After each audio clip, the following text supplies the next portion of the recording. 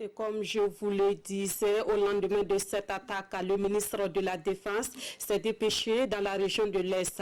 Chérif Sy est allé au chevet des blessés admis au centre hospitalier régional de Fada. Il leur a traduit soutien moral et réconfort au nom du président du Faso et du peuple burkinabé. Seydou Ninkiema, Ibrahim Sanou.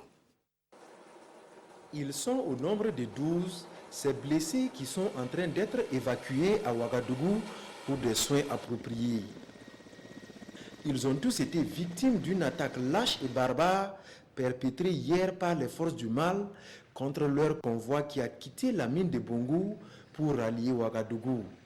C'est pourquoi le ministre de la Défense nationale est là, au nom du président du Faso, pour les livrer un message de réconfort. Nous sommes d'abord venus au nom de son Excellence, Monsieur le Président du Faso, pour voir avec les autorités présentes pour les traduire nos encouragements et aussi prendre la mesure de ce qui s'est passé et traduire aussi aux blessés toute notre solidarité avec les blessés d'ailleurs que vous avez vu que nous venons de transporter pour les envoyer à Ouaga pour rejoindre le premier groupe qui est déjà parti hier, que nous avons héliporté aussi hier. Aujourd'hui, c'est toute la nation qui pleure ses fils au regard du lourd bilan provisoire.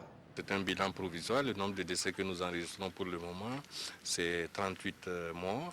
Nous enregistrons aussi des blessés. Nous en avons 63, certains légers, d'autres graves. Voilà un peu les chiffres que nous avons pour le moment, mais nos troupes sont sur le terrain,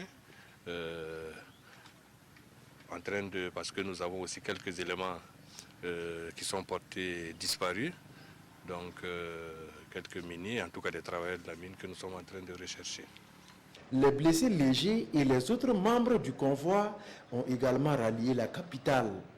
Un deuil national de 72 heures est décrété par le président du Faso à compter de ce 8 novembre.